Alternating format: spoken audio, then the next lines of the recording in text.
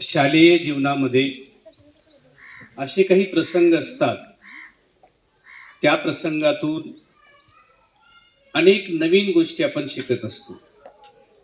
मुळात शाळेत का यायचं आणि आपण शाळेत का येतो, इथून आपण सुरुवात करतो.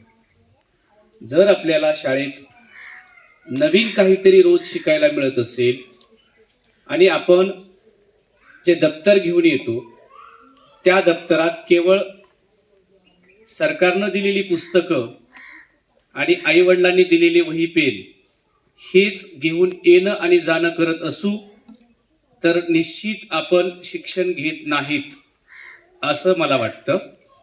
त्याच दप्तरामध्ये एक रोज नवीन अनुभव आपण घेऊन गेलं पाहिजे. असं हे अनुभवांचं दप्तर भरलं पाहिजे. पुस्तकांसोबत नवीन एखादा अनुभव आपण दररोज घेऊन गेलं पाहिजे. हे अनुभव म्हणजेच खऱ्या अर्थानं आपलं रोजचं शिक्षण होय. मित्रांनो, या विचारपीठावर स्थानापन्न असलेले सेलू तालुक्याचे ग्रामीण विभागाचे विद्युत अभियंता, सोबतच त्यांच्यासोबत आलेले ठाकरजी, या कार्यक्रमाचे अध्यक्ष डिक्कर सर, ज्येष्ठ शिक्षक आमचे मित्र Shelke sir, Kakade sir, Aklod sir आणि विद्यार्थी मित्रांनो, तुमच्या उपस्थितीमध्ये आज एक महत्त्वपूर्ण गोष्ट या ठिकाणी आपण घेणार आहोत. ती गोष्ट म्हणजे हात देणे, हात दाखवणे नाही. आपल्यापेक्षा खाली असलेल्या आपल्या भावंडांना, ज्यांना गरज आहे, मदतीची आवश्यकता आहे, त्या भावंडांचा हात आपण पकडला पाहिजे. आणि त्या ध्येयातून मागे आपण आनंदाचं झाड उत्कृष्ट बाल साहित्य कृतज्ञता पुरस्कार घेतला होता 19 एप्रिलला. त्या कार्यक्रमामध्ये प्रमुख पाहुणे म्हणून अजय पोपळे सर आले होते आणि त्या कार्यक्रमामध्ये त्यांनी आपल्या शाळेतील विद्यार्थ्यांसाठी 30,000 रुपयांची मदत घोषित केली होती. ती 30,000ची मदत नेमके कोणत्या स्वरूपात द्यावी यासाठीचं बरंचसं आम्ही विचारमंथन केलं. वेगवेगळे आडाखे बांधले, काय करता येईल. शेवटी एक विचाराप्रती पोहोचलो की यावर्षी आपण आपल्या शाळेतील जवळपास 35 विद्यार्थी वेगवेगळ्या स्पर्धा परीक्षेमध्ये बसवले आहेत. या स्पर्धा परीक्षेमध्ये त्या विद्यार्थ्यांना थोडीफार मदत व्हावी.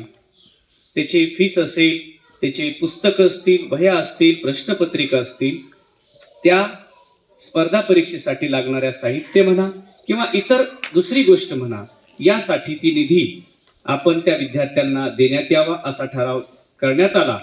आणि त्यांच्या समोर मांडल्यानंतर सरांनाही आनंद झाला, कारण अगदी त्यांच्या बालवयामध्ये त्यांनाही अशाच स्वरूपाची मदत कुणीतरी केली असावी किंवा त्यांना ती वस्तू मिळाली नसावी बालपणामध्ये. म्हणून त्यांच्या डोक्यातून ही संकल्पना आली की ही विद्यार्थ्यांना मदत द्यायची आहे आणि प्रत्यक्ष विद्यार्थ्यांना त्याची मदत व्हायला हवी. या माध्यमातून आज हा देणाऱ्याचे हात ईश्वराचे हात असतात, देणाऱ्याचे हात 1000 होत जातात. म्हणजे कसं, आज अजय पोपळे सरांनी तुम्हाला मदतीचा हात दिला आहे.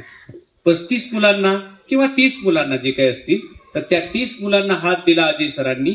त्यांचा एक हात 30 जणांपर्यंत पोहोचला. आता हे 30 हात आणखी 30 जणांना किंवा 300 जणांना भविष्यात मदत करतील. म्हणजे देणाऱ्याचे हात 1000 होत जातात. फक्त घेणाऱ्यानं देणाऱ्याचे हात सुद्धा भविष्यात झालं पाहिजे. आणि ह्याची सुरुवात या शालेय जीवनात बाल संस्कारामध्ये होत असते. म्हणून आज हा कार्यक्रम होऊ घातला आहे. या ठिकाणी प्रत्यक्ष देणारे हात म्हणजेच अर्थात अजय पोपळे सर या ठिकाणी उपस्थित आहेत आणि त्यांच्याच हातून आपल्या शाळेतील जे विद्यार्थी स्पर्धा परीक्षेला बसलेले आहेत त्या सर्व विद्यार्थ्यांना ती आर्थिक मदत आपण देणार आहोत. तत्पूर्वी हे देत असताना केवळ आर्थिक मदत काही दिवसापर्यंत पुरत असते, काही उद्देश सफल होईपर्यंत पुरत असते, पण त्यांच्या डोक्यातून येणारे विचार कधी मरत नाहीत आणि विचार कधी संपुष्ट होत नाहीत. विचाराला विचार जोडून एक विचार मंथन होतं, एक विचार गाथा होते. केवळ तुम्हाला आर्थिक स्वरूपाची मदत न करता आज ते या ठिकाणी जे काही बोलतील, जे मार्गदर्शन करतील, ते अतिशय मोलाचं असणार आहे. रुपये पैसे हे येतात आणि फिरत असतात, ते चलन आहे, ते फिरत असतं, इकडून तिकडं जात असतं, त्याचं चक्र आहे. परंतु विचारांचंही चक्र आजच्या स्थितीला, आजच्या वर्तमानाच्या काळामध्ये विचारही फार महत्वाचे आहेत आणि ते विचार आपण सरांकडून ऐकणार आहोत. मी तुमचा जास्तीचा वेळ न घेता आपण सरांना प्रत्यक्ष या संदर्भात त्यांना हे का सुचलं, अशीच मदत का करावीशी वाटली, शाळेतल्याच विद्यार्थ्यांना का करावीशी वाटली, या संदर्भात आपण त्यांचं मनोगत ऐकणार आहोत. आणि मनोगत झाल्यानंतर आपण सर्व विद्यार्थी सुद्धा त्यांनी केलेल्या मदतीला एक उत्तर दाखल प्रतिसाद देणार आहोत. मित्रांनो, मदत करण्यासाठी, दुसऱ्याला मोठं म्हणण्यासाठी, दुसऱ्याला मोठं करण्यासाठी खूप मोठं काळीज लागतं, खूप मोठं मन लागतं. असं मोठं मन असणारं, मोठं काळीज असणारे माननीय अजय पोपळे सर गेल्या 2 वर्षापासून सातत्यानं तुम्हा आमच्या सोबत आहेत. त्यांना कधीही बोलावण्याची गरज पडली नाही. ते जेव्हा बी येतील तेव्हा ते प्रत्यक्ष शाळेत यायचे आणि आपल्याशी बोलायचे. आजही ते तसेच बोलतील अशी मी त्यांना विनंती करतो आणि मी माझे 2 शब्द या ठिकाणी थांबवतो.